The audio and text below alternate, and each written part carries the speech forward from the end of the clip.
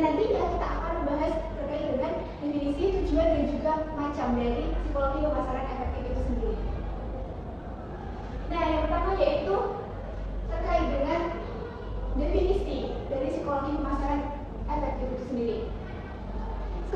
Psikologi pemasaran adalah pendekatan yang fokus pada motif-motif psikis atau emosi seseorang yang mempengaruhi keputusan pembelian.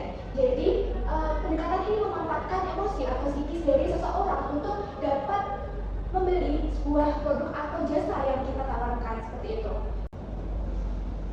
Baik, kemudian yang tadi adalah pengertian dari psikologi pemasaran efektif. Nah, selanjutnya kita akan membahas terkait dengan tujuan dari psikologi pemasaran itu sendiri.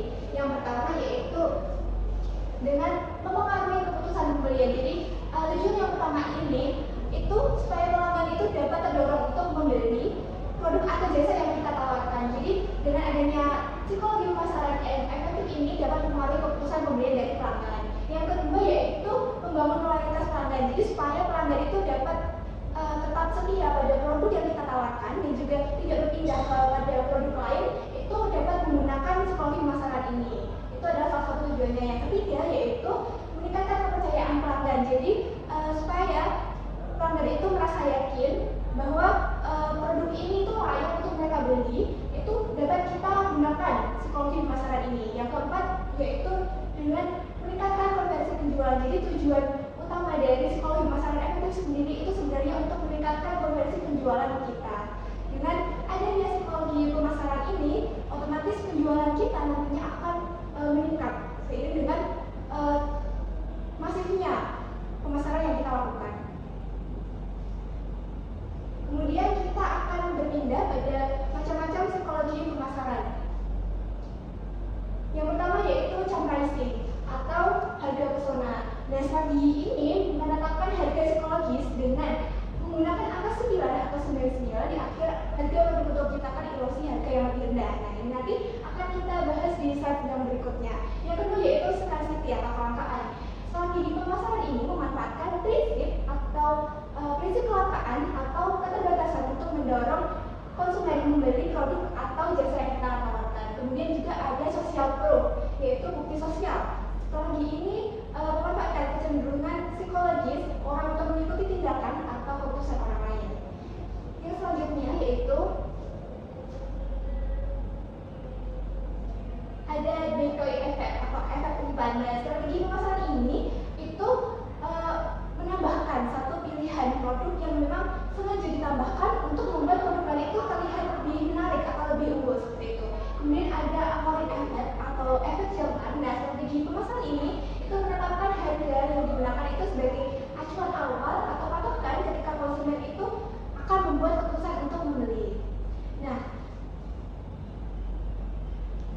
kita akan bahas lebih lanjut terkait dengan charm pricing. Nah, charm pricing ini itu biasanya menetapkan harga dengan angka 89 atau 99. Nah, ini itu untuk menciptakan ilusi yang lebih rendah atau ilusi harga yang lebih rendah. Ketika kita membeli suatu produk itu kita akan membandingkan harga dengan produk yang lainnya. Ketika kita melihat harga yang di belakangnya 99 itu, kita otomatis secara alamiah menganggap bahwa harga itu lebih rendah dibandingkan produk yang angka belakangnya itu bulat. Jadi kemungkinan besar kita akan memilih produk dengan angka 9 atau 99 di belakangnya, karena kita menganggap itu lebih hemat atau lebih murah, meskipun biasanya hanya selisih 1 rupiah saja.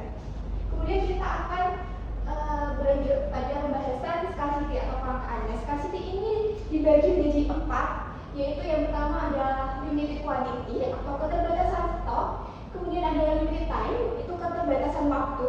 Kemudian ada exclusive access, itu adalah akses yang terbatas. Kemudian ada seasonal scarcity atau itu musiman. Nah, dari keempat ini itu termasuk dalam salah satu produk dari kelangkaan atau strategi kelangkaan. Nah, memang terkadang produk itu sengaja dibuat untuk terbatas, entah itu memang terbatas produksinya atau terbatas waktunya atau aksesnya atau terbatas pada waktu tertentu, seperti itu.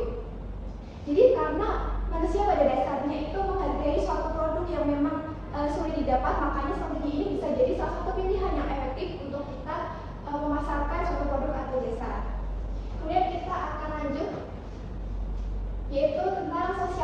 Nah, strategi ini itu tercipta karena orang memang cenderung mengikuti tindakan atau pendapat dari orang lain.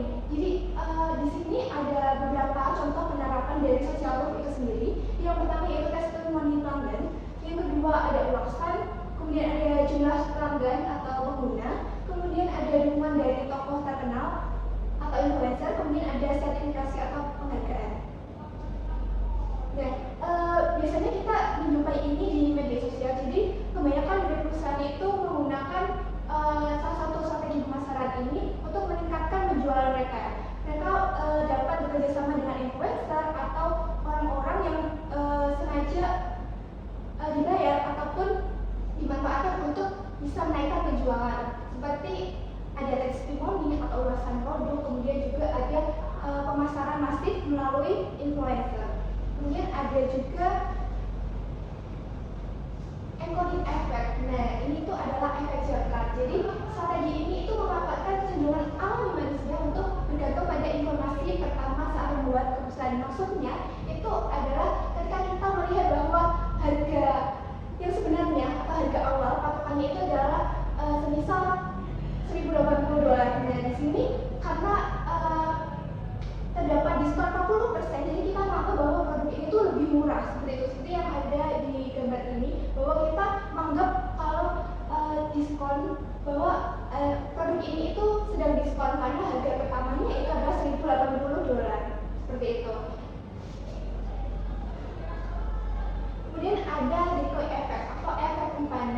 Strategi ini kita gunakan ketika ada terdapat dua pilihan di mana itu ada ukuran kecil dan juga ukuran besar. Kita dapat menggunakan decoy effect atau efek umpan. Nah, efek umpan ini sengaja ditambahkan seperti yang ada pada di gambar, yaitu yang bagian produk tengah ini itu adalah decoy-nya atau efeknya. Kenapa sengaja ditambahkan? Yaitu supaya ukuran besar atau produk yang paling menguntungkan bagi kita itu terlihat lebih menarik di mata konsumen dibandingkan dengan produk yang lebih kecil. Jadi mereka akan memilih produk yang lebih besar dibandingkan dengan ukuran medium, karena memang itu tujuannya untuk mereka lebih memilih dari produk yang lebih besar. Seperti itu.